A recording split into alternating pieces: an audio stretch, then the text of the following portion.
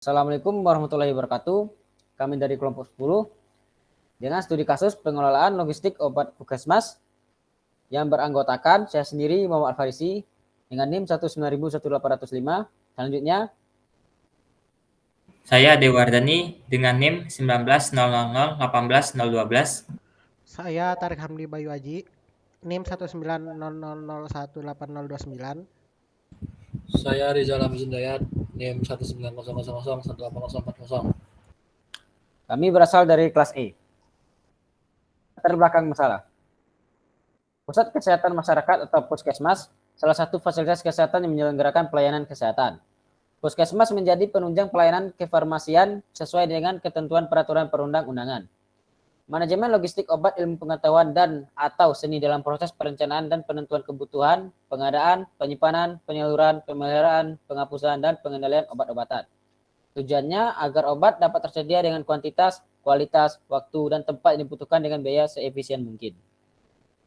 Solusi dari latar belakang di atas adalah membuat sebuah sistem pemesanan obat, di mana staf kesehatan melakukan input data dan akan secara langsung diserahkan ke bagian logistik, serta secara instan membuat laporan. Sistem yang dibuat secara teori akan saling terhubung antara setiap bagian, yaitu staf gudang, bagian keuangan, dan supplier dengan masing-masing akun yang akan memiliki level.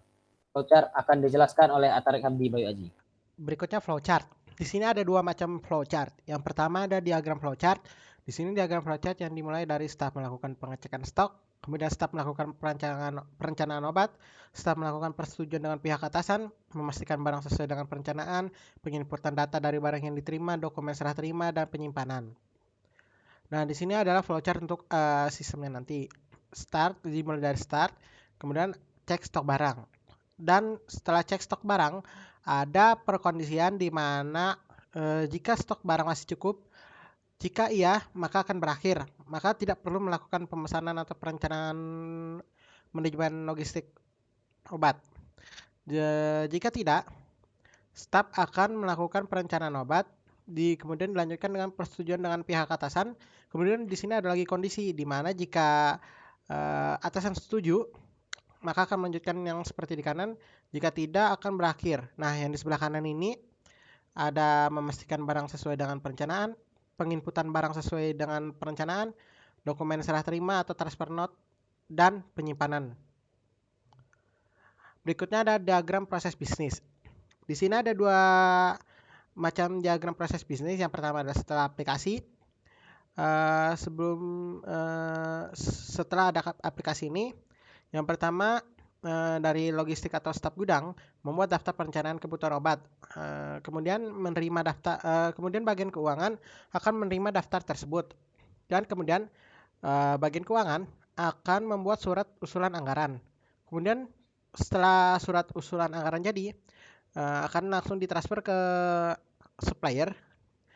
Ya, supplier menerima surat usulan tersebut, kemudian si supplier itu membuat daftar harga obat yang diperlukan. Kemudian bagian uang menerima daftar tersebut dan membuat surat pemesanannya. Setelah membuat surat pemesanan, bagian keuangan akan mengirimkannya ke supplier dan supplier menerima surat pemesanan tersebut. Supplier akan menyiapkan obat-obat yang sudah terdaftar sebelumnya yang sudah diminta oleh staf gudang yang melalui bagian keuangan. Kemudian logistik atau staf gudang akan menerima dan mengkonfirmasi barangnya. Kemudian jika barangnya sudah dikonfirmasi dan sudah didapatkan, kemudian data-data barang tersebut akan diinputkan ke dalam database. Dan terakhir melakukan laporan barang yang sudah masuk tersebut. Kemudian jika sebelum ada aplikasi, sama alurnya seperti yang tadi, yang menyerahkan surat, membuat surat, dan lain sebagainya. Yang di sini berbeda adalah tidak adanya input untuk obat yang sudah diterima atau yang akan dimasukkan ke dalam database. Nah, sebelumnya untuk diagram proses bisnis tadi, pembeda yang paling besar untuk sebelum dan setelah ada aplikasinya itu adalah sebelum ada aplikasi semuanya masih menggunakan surat, kertas, pulpen, dan lain sebagainya masih secara manual, dan setelah ada aplikasi tersebut akan semuanya melalui sistem karena sistem akan saling terhubung mulai dari staf gudang, keuangan, dan supplier. Berikutnya ada spesifikasi functional requirement dan non-functional requirement. Yang pertama adalah kebutuhan fungsionalnya. Yang pertama ada sistem harus mampu melakukan input pendataan obat. Kemudian sistem harus memiliki pendataan obat yang keluar. Sistem sebaiknya memiliki laporan setiap bulannya. Sistem harus memiliki sistem login. Sistem sebaiknya memiliki pengelolaan data supplier. Sistem seharusnya memiliki sistem pencarian obat. Nah, di sini ada tabel untuk kebutuhan non fungsionalnya dimulai dari availability. Availability di sini sistem itu harus aktif selama jam kerja yang sudah ditentukan misalnya dari jam 7 pagi hingga jam 5 sore. Kemudian jika waktu tutup, webnya itu masih bisa digunakan tapi tidak bisa digunakan secara penuh untuk melayaninya. Kemudian ada reliability. Sistem dapat diakses secara penuh dengan menggunakan komputer yang ada pada puskesmas. Karena yang bisa bukanya itu hanya di komputer situ. Berikutnya ada ergonomi. Sistem memiliki antarmuka yang mudah digunakan pada saat mencari obat yang diinginkan. Berikutnya ada portability yang bisa digunakan menggunakan berbagai browser dari Google Chrome, Mozilla Edge, dan lain-lainnya. Kemudian untuk sistem memorinya, sistem menggunakan penyimpanan yang relatif kecil untuk dapat digunakan pada komputer kantor. Jika hanya menggunakan website, maka tidak perlu penggunaan memori, lebih cukup menggunakan browser yang ada. Kemudian untuk respon time, di sini sistem memerlukan respon time yang cukup cepat sekitar 2-3 detik untuk mencari obat yang ada pada database. Berikutnya untuk safety. Sistem dalam penggunaannya harus diawasi oleh seorang dokter, apoteker, atau petugas kesehatan yang ada untuk menjaga keamanan penggunaan aplikasi ini. Berikutnya dari segi security, sistem memiliki pertahanan untuk melindungi database dari serangan orang yang tidak diperbolehkan mengakses agar website tidak dimanipulasi oleh orang yang tidak memiliki hak tersebut. Yang terakhir, communication. Di sini sistem hanya menggunakan bahasa Indonesia saja. Kemudian untuk use case-nya seperti berikut. Di mana untuk use case terdapat 3 aktor, yaitu staf gudang, bagian keuangan, dan supplier. Untuk staf gudang dapat melihat daftar kebutuhan obat, membuat input stok barang, dan membuat laporan. Untuk bagian keuangan dan supplier di sini perbedaannya, untuk bagian keuangan dapat melihat daftar kebutuhan obat, sedangkan untuk supplier dapat mengirimkan barang. Selanjutnya activity diagram. Di sini untuk activity diagramnya, pertama-tama staf gudang membuat daftar obat, kemudian diteruskan ke bagian keuangan, yaitu membuat usulan surat anggaran. Dari bagian keuangan kemudian diteruskan lagi ke supplier, yaitu membuat daftar harga. Setelah itu dibalikkan lagi ke bagian keuangan, membuat surat pemesanan.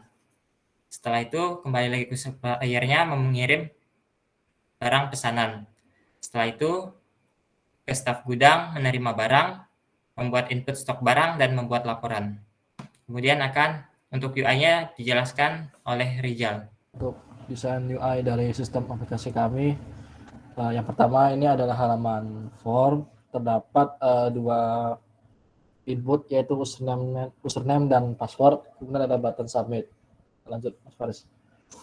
Kemudian di halaman menu dashboard terdapat 2 card. Yang pertama total pengadaan dan total laporan. Terdapat navigasi bar sebelah kiri, ada menu dashboard, master, dan laporan. Lanjut, Mas Faris. Untuk di menu master terdapat drop down, yaitu buat pemesanan dan transaksi. Untuk menu pemesanan terdapat 3 form, yaitu ID pemesanan, nama user, dan supplier. Lanjut. Kemudian di menu buat pemesanan terdapat data-data dari hasil transaksi yang terhalaman sebelumnya. Lanjut, untuk kelas diagram terdapat 3 kelas, yaitu kelas obat, kelas pemesanan, dan kelas akun. Untuk kelas obat dan kelas pemesanan melakukan relasi agregasi, di mana kelas parent-nya yaitu pemesanan dan kelas child-nya adalah obat, di mana pemesanan akan meminta ID obat yang nanti akan digunakan beberapa atribut di dalam kelas obatnya. Kemudian ada beberapa metode, yaitu create, update, delete, show, Dan untuk obat ada metode laporan untuk mencetak laporan, dan yang kelas pemesanan ada metode surat pemesanan.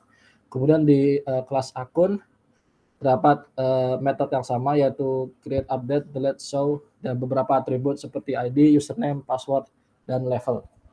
Untuk selanjutnya saya serahkan kepada Mas Faris. Baik, terima kasih Mas Rizal. Apabila ada kesalahan dalam presentasi kami mohon maaf sebesar-besarnya. Saya tutup dengan wassalamualaikum warahmatullahi wabarakatuh.